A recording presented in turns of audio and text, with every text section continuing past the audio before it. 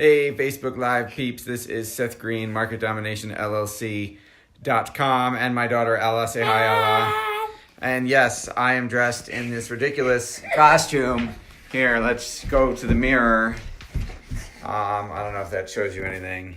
I am Cuddle. Oh, you can't turn the video while you're recording. Oops. So this is my son's Halloween costume. Cuddle team leader from Fortnite. They got the size he had, and it was way too big. It was so big, he was swimming in it. It's even a little bit big on me. So I decided to try it on because it's very cuddly. Hey Jeff, hey Brian, it's very cuddly. And so I decided I would do a video in this ridiculous costume, and my daughter wanted to participate. So marketing rule number 1 was don't be boring. This costume is definitely not boring. Marketing rule number 2, hi Tayton. Marketing rule number 1 was don't be boring. Marketing rule number 2 was who is your ideal client. Rule number 3 is where. Where does your ideal client or prospect hang out? And there's 2 different, Ella's not sure.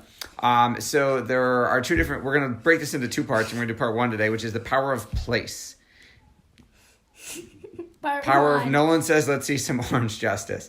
Tayton, if you only knew how hard it was to find a damn Fortnite costume of the right character that he wants, that Max wants, that will fit.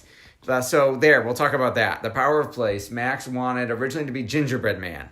No store sells Gingerbread Man. Amazon doesn't sell Gingerbread Man. No Gingerbread Man. No Gingerbread Man. We found it online on this website that my wife had never bought from before. She bought from it. She wanted it for middle school night. It didn't show up in time. Hey, Brandy. It didn't show up in time. Hey, Lisa.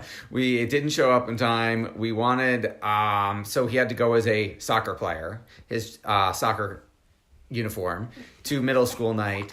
Then the costume finally showed up and it was too small. Oh, Pooey, yep. Patooey. Patooey. So then we returned it. Returning to this website is not like returning to Amazon. It was a pain. And then Rebecca posted and had a friend who wanted it, who had a son the right size. So the friend acquired our costume, which still leaves Max costumeless. So he wanted to be Scarecrow, but then the kids' Scarecrow costumes that were sort of like the Fortnite costume were too small. The adult costumes were silly Scarecrows, which he does not want to be silly. He wanted to be scary. He wanted to be scary. Hey, Mary. He wanted to be scary. So then we got Cuddle Team Leader, which I was like, why are you wearing a pink teddy bear costume? I don't understand. So, but again, this was the size they had. It was way too big. We went to, I think, 2 or 3 stores. They still have to go find one in the right size. So power of place, where can they go? Where can you sell in a competitive vacuum? Hey, Dr. Williams, where can you sell in a competitive vacuum? Where can you? Hey, Courtney. So where can you sell in a competitive vacuum? Dan Kennedy tells a great story of a jeweler who sells and set up a booth at a horse auction. Because every guy who goes to a horse auction apparently tells his wife he's not going to buy another horse. He's going for a friend, and then he comes home with a horse. And to not get in trouble, he buys diamonds at the jewelry store pop-up at the horse auction, and the jeweler sells for like a 5 times normal markup because they can't go anywhere else to buy diamonds at the horse auction. All right. So power of place also, notice Disney is the only place on earth where you can buy, they can sell hot dogs and 2 hot dogs and water for like $20. And it's because it's Disney. And you can't go anywhere else. And B, it's the power of place. And you can do the same thing. It's why you can have a bottle of water and a vending machine for $2 or $3 when you could go to Wegmans and buy like a 20-pack for $3. So where can you sell in a competitive vacuum? Where are your prospects going that your competition is not? So, Ella, we're going to give me some examples of places you love to go. I love to go to Target. You love to go to Target. And I like going to Spirit. You love going to Target and Spirit, the Halloween store. Okay. So you could probably buy costumes at Target and they would probably sell good because you don't have to drive all the way to Spirit. Also true, and they also sell costumes. They might not have as wide a selection as Target. Right. And there's all the Halloween costumes all in one place at Spirit, so Spirit can charge more. Right. Because they're gathering all their people all in one place. All right, so where can you sell in a competitive vacuum? Interesting. Where can you place your goods or services or advertising where nobody else is competing, but where your clients are going? I'll leave you one more example.